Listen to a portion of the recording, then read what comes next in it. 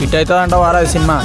నాకు డౌటే, పక్కా హిట్టే, ఆస్కర్ వస్తుంది చూడు. Our latest blockbuster film Little Hearts with extended cut, streaming now on ETV Win.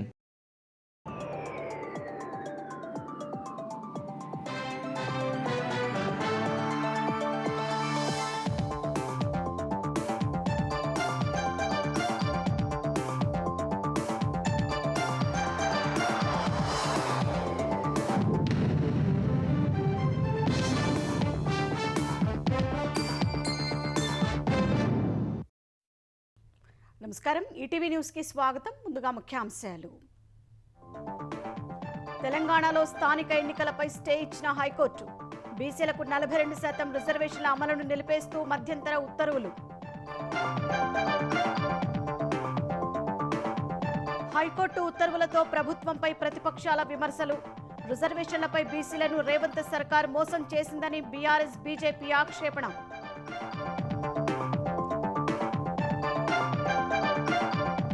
విపక్షాల విమర్శలను కొట్టిపారేసిన భట్టి. అసెంబ్లీ ఆమోదించిన బిల్లును బీజేపీ ఆపిందని ఆగ్రహం. బీఆర్ఎస్ పరిమితి విచిత్రని మండిపాటు. ఏపీలోని మార్కెట్ కమిటీల్లో మౌలిక సౌకర్యాలకు మాస్టర్ ప్లాన్. రైతు బజార్ల ఆధునికీకరణకు ముఖ్యమంత్రి చంద్రబాబు ఆదేశాలు.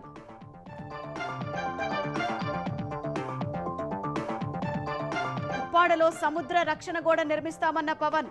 కాలుష్య నివారణకు 100 రోజుల్లో ప్రణాళిక రూపొందిస్తామని ప్రకటన.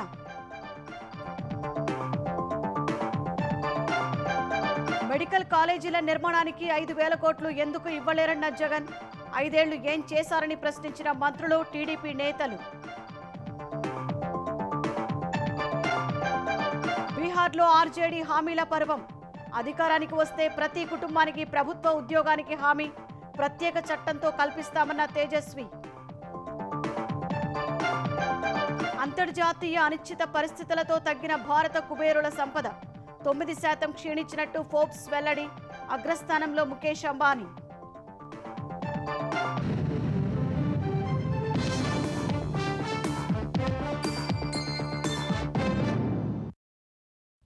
తెలంగాణలో స్థానిక ఎన్నికలపై హైకోర్టు స్టే విధించింది. బీసీలకు 42% రిజర్వేషన్లు కల్పిస్తూ తెచ్చిన జీవో అమలు ప్రక్రియ నిలిపివేసింది. ఈ మేరకు మధ్యంతర ఉత్తర్వులు జారీ చేసిన కోర్టు 4 వారాల్లో కౌంటర్ దాఖలు చేయాలని ప్రభుత్వాన్ని ఆదేశించింది. అనంతరం 2 వారాల్లో ప్రభుత్వ కౌంటర్లపై అభ్యంతరాలు దాఖలు చేయాలని పిటిషనర్లను హైకోర్టు ఆదేశించింది. బీసీ రిజర్వేషన్లపై తదుపరి విచారణ 6 వారాలకు వాయిదా వేసింది. అటు హైకోర్టు ఉత్తర్వులకు కట్టుబడి ఉంటామని తెలంగాణ రాష్ట్ర ఎన్నికల సంఘం ఓ ప్రకటనలో తెలిపింది. తెలంగాణలోని స్థానిక సంస్థల ఎన్నికల్లో బీసీలకు రిజర్వేషన్లను 42%కి పెంచుతూ జారీ చేసిన జీవోను సవాల్ చేస్తూ దాఖలైన పిటిషన్లపై హైకోర్టులో 2వ రోజు విచారణ జరిగింది. ఈ మేరకు ప్రభుత్వం జారీ చేసిన జీవో నంబర్ 9ను సవాల్ చేస్తూ దాఖలైన పిటిషన్లపై ప్రధాన న్యాయమూర్తి జస్టిస్ అపరేష్ కుమార్ సింగ్, జస్టిస్ మొహియుద్దీన్లతో కూడిన ధర్మాసనం విచారణ జరిపింది. ఈ మధ్యాహ్నం విచారణ ప్రారంభం కాగానే వాదనలు వినిపించిన ప్రభుత్వ advocate general Sudarshan Reddy BC కులగణనకు అసెంబ్లీ ఏకగ్రీవ తీర్మానం చేసిందని కోర్టుకు తెలిపారు. స్వాతంత్ర్యం తరువాత సమగ్ర కులగణన సర్వే తెలంగాణలోనే జరిగిందని, ఇంటింటికెళ్లి సర్వే చేశారని పేర్కొన్నారు. సర్వేపై ఎవరూ అభ్యంతరం వ్యక్తం చేయలేదని వెల్లడించారు. బీసీ జనాభా 57.6% ఉన్న 42% రిజర్వేషన్లు ఇవ్వాలని ప్రభుత్వం నిర్ణయం తీసుకుందని చెప్పారు. బీసీలకు 42% రిజర్వేషన్లు ఇవ్వాలని అసెంబ్లీ ఏకగ్రీవంగా నిర్ణయించిందన్నారు. బీసీల్లో రాజకీయ వెనుకబాటుతనం ఉందని అసెంబ్లీ గుర్తించి తీర్మానం చేసిందన్నారు. గ్రామీణ, పట్టణ, స్థానిక సంస్థల్లో 42% ఇవ్వాలని అసెంబ్లీ నిర్ణయించిందని ఏజీ తెలిపారు. గడువులోగా గవర్నర్ బిల్లును ఆమోదించకపోతే చట్టంగా భావించాల్సి ఉంటుందని తమిళనాడు ప్రభుత్వ పిటిషన్ పై సుప్రీంకోర్టు ఇచ్చిన తీర్పు ప్రకారం నోటిఫై చేయాల్సిన అవసరం లేదన్నారు. అసెంబ్లీ చేసిన చట్టానికి సుప్రీంకోర్టు ఆదేశాల ప్రకారం సూత్రప్రాయ ఆమోదం ఉందని ఏజీ తెలిపారు. స్థానిక సంస్థల నోటిఫికేషన్ వెలువడిందన్న అడ్వకేట్ జనరల్ సుప్రీంకోర్టు తీర్పు ప్రకారం నోటిఫికేషన్ వెలువడిన తర్వాత న్యాయస్థానాల జోక్యం ఉండరాదని వాదించారు. తరువాత ప్రభుత్వం తరపున వాదనలు వినిపించిన సీనియర్ న్యాయవాది రవివర్మ రాజ్యాంగంలో రిజర్వేషన్లపై 50% సీలింగ్ ఎక్కడా లేదని పేర్కొన్నారు. ఎస్సీ, ఎస్టీ, బీసీలు కలిపి 85% జనాభా ఉన్నారన్న రవివర్మ 85% జనాభాకు 42%తో కలిపి 67%మే రిజర్వేషన్లు ఇస్తున్నామన్నారు. 15% జనాభాకు 33% రిజర్వేషన్లు ఓపెన్ గానే ఉన్నాయని వాదించారు. మొదటి రోజు పిటిషనర్ల వాదనలు, 2వ రోజు ప్రభుత్వ వాదనలను పరిగణలోకి తీసుకున్న కోర్టు స్థానిక సంస్థల్లో బీసీ రిజర్వేషన్ల అమలుపై స్టే విధిస్తూ మధ్యంతర ఉత్తర్వులు జారీ చేసింది. కౌంటర్ దాఖలు చేయడానికి ప్రభుత్వానికి 4 వారాలు గడువిచ్చిన హైకోర్టు ప్రభుత్వ కౌంటర్ కు రిప్లై ఇవ్వటానికి పిటిషనర్లకు 2 వారాల గడువిచ్చింది. బీసీ రిజర్వేషన్లపై దాఖలైన పిటిషన్లన్నింటినీ విచారణకు స్వీకరిస్తున్నట్టు తెలిపిన కోర్టు తదుపరి విచారణ 6 వారాలకు వాయిదా వేసింది. హైకోర్టు స్టేతో ఎన్నికల ప్రక్రియ నిలిచిపోనుంది. జియో మీద ఒకసారి స్టే వస్తే జియో 9 ఆపరేటివ్లో లేకపోతే election notification null and wide. So ఇప్పుడు యాజ్ ఆన్ నౌ అబేయన్స్లో పెట్టినట్టు సార్, తుది తీర్పు వచ్చేంత వరకు అబేయన్స్లో పెట్టినట్టు పంచాయతీ ఎలక్షన్స్ అయితే ఇప్పుడు జరగదు. అటు హైకోర్టు ఉత్తర్వులపై స్పందించిన తెలంగాణ ఎన్నికల సంఘం వాటికి కట్టుబడి ముందుకెళ్తామని తెలిపింది. హైకోర్టు ఆదేశాల మేరకు స్థానిక ఎన్నికల ప్రక్రియను నిలిపేస్తున్నట్టు ఓ ప్రకటనలో తెలిపింది. స్థానిక సంస్థల ఎన్నికల్లో బీసీలకు కేటాయించిన రిజర్వేషన్లపై హైకోర్టు తీర్పు దురదృష్టకరమని బీసీ సంక్షేమ సంఘం జాతీయ అధ్యక్షుడు ఆర్ కృష్ణయ్య అన్నారు.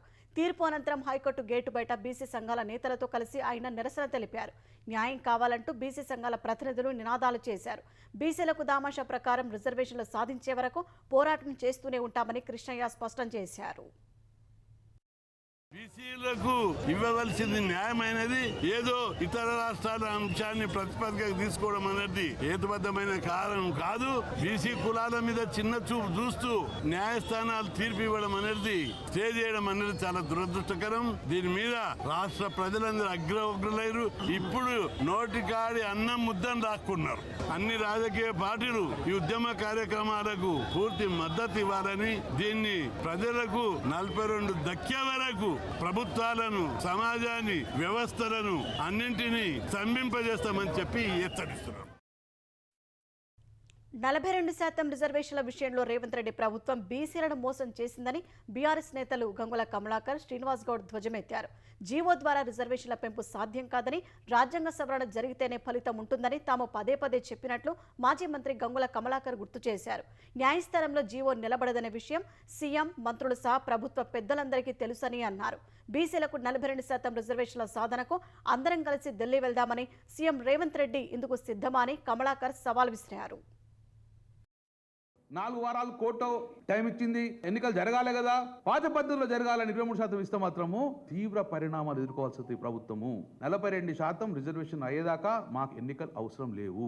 న్యాయపరమైన చిక్కులు రాకుండా ఉండటానికి ప్రొటెక్షన్ తీసుకున్న తర్వాతనే ఎన్నికలకు ఉండి, ఎన్నికలకు తొందర లేదు.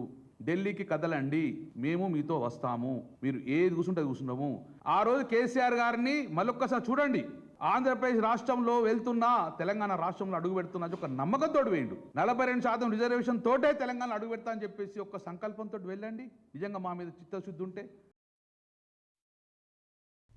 జీవో నంబర్ 9 స్థానిక సంస్థల ఎన్నికల షెడ్యూల్పై హైకోర్టు స్టే విధించడానికి కాంగ్రెసే కారణమని బీజేపీ తెలంగాణ అధ్యక్షుడు రామచంద్రరావు ఆరోపించారు.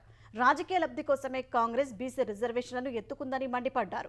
రేవంత్ రెడ్డి ప్రభుత్వం నియమ నిబంధనలకు విరుద్ధంగా వ్యవహరించిందని విమర్శించారు. బీసీలకు 42% రిజర్వేషన్లకు బీజేపీ కట్టుబడి ఉందని, బీజేపీ ఎంపీ ఆర్ కృష్ణయ్య హైకోర్టులో ఇంప్లీట్ పిటిషన్ కూడా వేశారని రామచంద్రరావు తెలిపారు. గవర్నర్ దగ్గరకు పంపించేటువంటి బిల్లు 3 నెలలు గవర్నర్కు సమయం ఉంటుంది. ఆ 3 నెలల సమయంలో కూడా మీరు వెయిట్ చేయకుండా మీరు జియో తీసుకువచ్చి షెడ్యూల్ ఇవ్వటంలో దాని వెనక అర్థం ఏందని చెప్పేసి ఈరోజు ప్రభుత్వము బీసీ సమాజానికి చెప్పాల్సిన అవసరం ఉన్నది. దీని ఇంపాక్ట్ బీహార్లో పడాలనో, లేకుంటే సోనియా గాంధీ నాకు ఓస్కార్ అవార్డు ఇస్తుందనో, నంది అవార్డు ఇస్తుందనో, ఇదా వాళ్ళకి ఆలోచన. ఈరోజు కోర్టులో జరిగినటువంటి ఒక ఏదో డెవలప్మెంట్ ఉందో దానికి కాంగ్రెస్ ప్రభుత్వము పూర్తిగా బాధ్యత వహించాలి. బీసీలకు 42% రిజర్వేషన్ల కోసం చిత్తశుద్ధితో పనిచేస్తున్నామని తెలంగాణ ఉప ముఖ్యమంత్రి భట్టి విక్రమార్క తెలిపారు. తమ ప్రభుత్వానికి సంకల్ప బలముంది కనుకే ఇక్కడి వరకు చేరుకున్నామని చెప్పారు. 2018లో బీఆర్ఎస్ తెచ్చిన చట్టం ఓబీసీలకు ఇప్పుడు ఉరితాడిగా మారిందని ఆరోపించారు. గవర్నర్కు బీసీ బిల్లును పంపితే ఆయన రాష్ట్రపతికి పంపారని, అక్కడ పెండింగ్లో ఉందన్నారు. ఆ బిల్లును ఆపిందెవరో కేంద్రంలో ఉన్న బీజేపీ ప్రభుత్వం చెప్పాలని డిమాండ్ చేశారు. బీసీల బిల్లును బీజేపీ, బీఆర్ఎస్ కలిసి అడ్డుకుంటున్నాయని భట్టి ఆరోపించారు. బీసీలకు రిజర్వేషన్లు ఇచ్చాకే స్థానిక ఎన్నికలకు వెళ్తామని తెలిపారు. బీఆర్ఎస్, బీజేపీ నేతలు హైకోర్టులో ఎందుకు ఇంప్లీట్ కాలేదని భట్టి ప్రశ్నించారు. ఎవరికి చిత్తశుద్ధి లేదు. 50% దాటకూడదని క్యాప్ చేసింది టీఆర్ఎస్ పార్టీ. మేము బిల్ పాస్ చేసి పంపిస్తేనే బిల్ యాక్ట్ గా కాకుండా ఆపిందేమో భారతీయ జనతా. అంటే మీ ఇద్దరు కలిసి ఈరోజు రాష్ట్రంలో ఉన్నటువంటి ఓబీసీలకు నోటి దగ్గరకు వచ్చినటువంటి 42% రిజర్వేషన్ రాకుండా అడ్డుపడింది కేవలం ఇటు టీఆర్ఎస్, బీజేపీ పార్టీ తప్ప ఎవరు కాదు. ఓబీసీలకు 42% రిజర్వేషన్ కల్పించడానికి మా ప్రభుత్వం రిజర్వేషన్ కల్పించడం కాదు, కేవలం ఈ రాష్ట్రంలో కాదు, ఈ దేశంలో కూడా తెలంగాణ మోడల్ అని చెప్పి ఓబీసీలకు రిజర్వేషన్ వచ్చేంత వరకు అటు న్యాయస్థానాల్లో పోరాడతాం, ఇటు రాజకీయంగా కూడా పోరాడతాం. ఆంధ్రప్రదేశ్లోని అన్ని వ్యవసాయ మార్కెట్ కమిటీ కేంద్రాల్లో మౌలిక సదుపాయాల కల్పనకు మాస్టర్ ప్లాన్ రూపొందించాలని ముఖ్యమంత్రి చంద్రబాబు ఆదేశించారు. ఈ మేరకు రాష్ట్రంలో ఉన్న 218 మార్కెట్ కమిటీల స్థలాలను సద్వినియోగం చేసుకోవాలని సూచించారు. సచివాలయంలో వ్యవసాయ శాఖ అనుబంధ రంగాలపై మంత్రి అచ్చెన్న, వ్యవసాయ అనుబంధ కార్పొరేషన్ చైర్మన్లు, ఉన్నతాధికారులతో చంద్రబాబు సమీక్ష నిర్వహించారు. ఖరీఫ్ సాగు, రబీ ప్రణాళిక, ధాన్యం కొనుగోళ్లు తదితర అంశాలపై చర్చించారు. ఈ సందర్భంగా 2025-26 ఆర్థిక సంవత్సరానికి వివిధ పంటలకు సంబంధించిన మద్దతు ధరలు ప్రకటిస్తూ సీఎం పోస్టర్ రిలీజ్ చేశారు. వ్యవసాయం, దాని అనుబంధ రంగాల్లో గ్రాస్ వాల్యూ అడిషన్పై దిశానిర్దేశం చేశారు. వ్యవసాయ, మార్కెటింగ్ శాఖలు సమన్వయంతో పనిచేయడంతో పాటు రైతు బజార్లను ఆధునికీకరించాలని సూచించారు. కోల్డ్ చైన్ లాంటి వ్యవస్థలను ఉపయోగించుకుని టమాటా పంటలకు ధర తగ్గకుండా చూసుకోవాలని సూచించారు. రైతు బజార్లకు అనుసంధానంగా మొబైల్ రైతు బజార్లు ఏర్పాటు చేసే అంశాన్ని పరిశీలించాలన్నారు. రైతు సేవా కేంద్రాలను పునర్వ్యవస్థీకరించేలా చర్యలు తీసుకోవాలని సీఎం సూచించారు. భూసారం పెంచేలా రైతులను చైతన్యపరచాలని దిశానిర్దేశం చేశారు. 2026 ఖరీఫ్ సీజన్లో సేంద్రియ సాగు పెంచేలా, ఎరువుల వినియోగం తగ్గించేలా రైతుల్లో అవగాహన పెంచాలన్నారు. హెడ్డీ బర్లీ పొగాకును రైతులు తక్కువ ధరకి అమ్ముకోకుండా చూడాలని సీఎం ఆదేశించారు. ఉల్లి, టొమాటో, మిర్చి, మామిడి పంటల విషయంలో సాగు ఖర్చులు ఎలా ఉన్నాయో ఎప్పటికప్పుడు పర్యవేక్షించుకోవాలని అధికారులకు చంద్రబాబు దిశానిర్దేశం చేశారు. ఉప్పాడ సీ ప్రొటెక్షన్ వాల్ను ఖచ్చితంగా నిర్మిస్తామని ఉప ముఖ్యమంత్రి పవన్ కళ్యాణ్ హామీ ఇచ్చారు. దీనికి కేంద్రం కూడా సానుకూలంగా ఉందన్న పవన్, నిధుల విషయంపైనే చర్చలు సాగుతున్నాయని చెప్పారు. పరిశ్రమల వ్యర్థాల వల్ల మత్స్య సంపద నశిస్తోందని, మత్స్యకారుల ఆందోళన నేపథ్యంలో పిఠాపురంలో పవన్ పర్యటించారు. తొలుత కాకినాడ కలెక్టరేట్లో ఉప్పాడ తీర ప్రాంత గ్రామాల మత్స్యకార సంఘాల ప్రతినిధులతో సమావేశమయ్యారు. పరిశ్రమల వ్యర్థాలు సముద్రంలో కలవకుండా నియంత్రించాలని మత్స్యకారులు పవన్కు విజ్ఞప్తి చేశారు. చేపలు దొరక్క జీవనోపాధి కష్టంగా మారిందని, పరిహారం అందించాలని వేడుకున్నారు. ఈ సందర్భంగా 18 మంది మత్స్యకార కుటుంబాలకు 5 లక్షల చొప్పున బీమా పరిహారం చెక్కులను పవన్ అందించారు. తర్వాత ఉప్పాడలో నిర్వహించిన సభలో పాల్గొన్న ఆయన పరిశ్రమల కాలుష్యాన్ని నివారించేందుకు ఓ ప్రణాళికతో వస్తారని వెల్లడించారు. అందుకు తనకు 100 రోజుల సమయం ఇవ్వాలని పవన్ కోరారు. మాకు కనీసం ఒక 100 రోజుల సమయం కనుక మీరు ఇస్తే దీనికి ఒక రోడ్ మ్యాప్, ఒక ప్లాన్ క్రియేట్ చేసి మీ ముందు పెట్టి మీ అందరి అనుమతితోటే మనకి ఉపాధి అవకాశాలు ఉంటూనే మనకి కాలుష్యాన్ని ఎలా నివారించాలి అన్న దాని మీద నా ప్రణాళికకి నాకు కనీసం ఒక 100 రోజుల సమయం కావాలి. ఆ 100 రోజుల సమయాన్ని మిమ్మల్ని ఇమ్మని నేను ఆర్థించడానికే నేను ఈ రోజు మీ ముందుకు వచ్చాను. ఎందుకంటే మీరు 4 రోజులు ధర్నా చేస్తే 5వ రోజు పరిష్కారం నిజంగా రాదు. ఎందుకంటే దీని వెనక చాలా ఉన్నాయి. పరిశ్రమలు మనం ఇచ్చింది కాదు, వైసీపీ నాయకులు ఇచ్చింది. సో అందుకని అలా అని చెప్పి వాళ్ళలాగా భయపెట్టి పారిశ్రామికవేత్తలను భయపెట్టి పారిపోతే అది దేశపరంగా ఇంకోలాంటి సంకేతాలు వెళ్తాయి. 3 నెలల సమయం తర్వాత ఖచ్చితంగా ఒక పరిష్కార మార్గానికి తీసుకొచ్చి, ఇది ఎందుకంటే పిఠాపురం మోడల్ రాష్ట్రం అంతా అప్లై చేయాల్సిన పరిస్థితులు వస్తూ ఉన్నాయి. అమరావతిలో 2 లక్షల కోట్లు ఖర్చు పెడుతున్న కూటమి ప్రభుత్వం వైద్య కళాశాలల కోసం 5,000 కోట్లు ఖర్చు చేయలేకపోతుందా అని వైసీపీ అధ్యక్షుడు జగన్ ప్రశ్నించారు. అనకాపల్లి జిల్లా నర్సీపట్నంలో వైద్య కళాశాలను జగన్ పరిశీలించారు. అలాగే కురుపాంలో విద్యార్థులు అస్వస్థకు గురి కావడం ప్రభుత్వ వైఫల్యమేనని జగన్ ఆరోపించారు.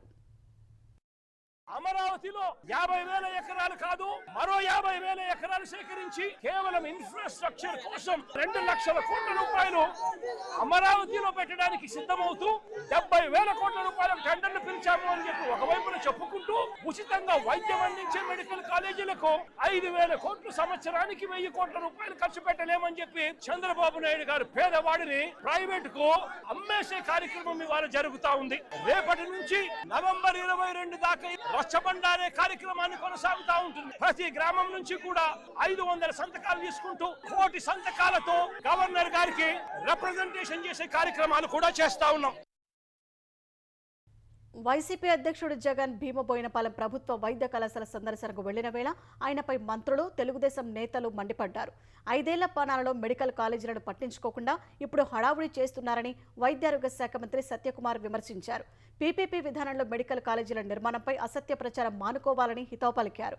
మెడికల్ కాలేజీలను త్వరితగతిన పూర్తి చేయాలని పీపీపీ విధానాన్ని ఎంచుకున్నట్లు మంత్రి స్పష్టం చేశారు. ప్రజలను రెచ్చగొట్టేలా బల ప్రదర్శనకే జగన్ పర్యటన చేస్తున్నారని సత్యకుమార్ మండిపడ్డారు.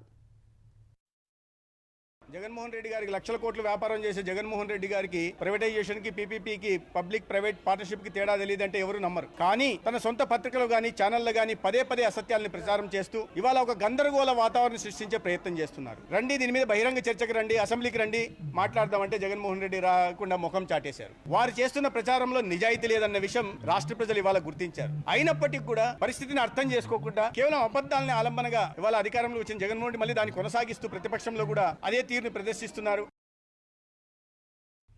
భారత్ యూకే భాగస్వామ్యం విశ్వసనీయమైనది, నైపుణ్యం, సాంకేతికతలకు ఆధారమైనదని ప్రధాని నరేంద్ర మోదీ స్పష్టం చేశారు. భారత్ పర్యటనకు వచ్చిన యూకే ప్రధాని కీర్ స్టార్మర్తో ప్రధాని మోదీ ముంబైలో సమావేశమయ్యారు. ఇరు దేశాల నేతలు ప్రతినిధుల స్థాయిలో ద్వైపాక్షిక చర్చలు జరిపారు. భారత్ యూకే మధ్య కుదిరిన స్వేచ్ఛ వాణిజ్య ఒప్పందం ఇరు దేశాల దిగుమతి ధరలను తగ్గిస్తుందని మోదీ చెప్పారు. యువతకు కొత్త ఉద్యోగ అవకాశాలను సృష్టిస్తుందని తెలిపారు. వాణిజ్యం రెట్టింపై రెండు దేశాల పరిశ్రమలు, వినియోగదారులకు లబ్ధి చేకూరుతుందని మోదీ వివరించారు. భారత అభివృద్ధి యాత్రలో తాము భాగస్వాములు అవుదామని యూకే ప్రధాని కీర్ స్టార్మర్ చెప్పారు. టెక్నాలజీ, ఇన్నోవేషన్ రంగాల్లో అంతర్జాతీయ దిగ్గజాలుగా భారత్ యూకే పక్కపక్కనే నిలబడి ఉన్నాయని స్టార్మర్ వివరించారు. ఏఐ, ఆధునిక కమ్యూనికేషన్లు, రక్షణ సాంకేతికతలో మరింత లోతైన భాగస్వామ్యం కోరుకుంటున్నట్లు చెప్పారు. అతిపెద్ద వ్యాపార ప్రతినిధి బృందంతో భారత్కు కీర్ స్టార్మర్ రావడం ఇరు దేశాల మధ్య నూతన శక్తికి చిహ్నమని మోదీ వ్యాఖ్యానించారు. బీహార్ అసెంబ్లీ ఎన్నికల్లో హామీల పర్వానికి తెరలేచింది. ఆర్జేడీ నాయకుడు, ప్రతిపక్ష నేత తేజస్వి యాదవ్ అతిపెద్ద హామీ ఇచ్చారు. ఎన్నికల్లో గెలిచి అధికారంలోకి వస్తే బీహార్లో ప్రతి కుటుంబం తప్పనిసరిగా ప్రభుత్వ ఉద్యోగం పొందేలా చట్టం తెస్తామని ప్రకటించారు. గత ఎన్నికల్లో కూడా తాను ప్రభుత్వ ఉద్యోగాలపై హామీ ఇచ్చినట్లు తేజస్వి వివరించారు. కొన్ని రోజులే పదవిలో ఉన్నప్పటికీ 5 లక్షల మందికి ఉద్యోగాలు ఇచ్చినట్లు ఆయన చెప్పారు. అదే తాను 5 ఏళ్ల పదవిలో ఉంటే ఏం జరుగుతుందో ఊహించుకోవాలని పట్నాలో నిర్వహించిన సమావేశంలో ప్రజలకు సూచించారు. ఇండి కూటమి సీఎం అభ్యర్థిగా భావిస్తున్న తేజస్వి ముఖ్యమంత్రి నితీష్ కుమార్పై తీవ్రస్థాయిలో ధ్వజమెత్తారు. గతంలో ఆర్జేడీ ఇచ్చిన హామీలను కాపీ కొట్టిన నితీష్ ఎన్నికల ముందు అమలు చేసే ప్రయత్నం చేశారని విమర్శించారు. और जो मेरी पहली जो घोषणा है, बिहार के जिस भी परिवार के पास सरकारी नौकरी नहीं है, ऐसे हर परिवारों को एक नया अधिनियम बना करके अनिवार्य रूप से उन परिवार में नौकरी जो है दी जाएगी. इन्होंने 20 साल तक कोई नौकरी नहीं दी, कोई रोजगार नहीं दी. सरकार बनते ही 20 दिनों के अंदर अधिनियम बनाएंगे और 20 महीनों के अंदर जिस परिवार में भी सरकारी नौकरी नहीं है, तेजस्वी उस हर परिवार को एक सरकारी नौकरी दिलाने का काम करेगा. అమెరికా నిర్ణయాలు, విధానాలు సానుకూల దృక్పథంతో అమెరికా భారత్ మధ్య సంబంధాలను మరింత పెంపొందించేలా ఉండాలని సీఎం రేవంత్ రెడ్డి ఆకాంక్షించారు. ఇరు దేశాల మధ్య ఆర్థిక వృద్ధికి దోహదపడే విధానాలు అనుసరిస్తే ప్రపంచానికి ఆదర్శవంతంగా ఉంటుందన్నారు. సచివాలయంలో అమెరికాలోని హడ్సన్ సంస్థకు చెందిన ప్రతినిధులతో రేవంత్ రెడ్డి సమావేశమయ్యారు. భారత్, అమెరికా మధ్య ద్వైపాక్షిక సంబంధాలు, వ్యాపార, వాణిజ్య వ్యవహారాలు, విధానాలపై ఈ బృందం వివిధ రాష్ట్రాల్లో పర్యటించి అభిప్రాయాలు స్వీకరిస్తోంది. ఈ క్రమంలో తెలంగాణ రైజింగ్ భవిష్యత్తు ప్రణాళికలను సీఎం అమెరికా బృందానికి వివరించారు. అభివృద్ధి విషయంలో ఉత్తమ విధానాలను తమ ప్రభుత్వం కొనసాగిస్తుందని స్పష్టం చేశారు. న్యూయార్క్, టోక్యో వంటి నగరాలతో హైదరాబాద్ పోటీ పడుతోందని రేవంత్ రెడ్డి పేర్కొన్నారు. హైదరాబాద్లో గేమ్ చేంజర్ ప్రాజెక్టులు చేపడుతున్నామని అమెరికా బృందానికి సీఎం వివరించారు.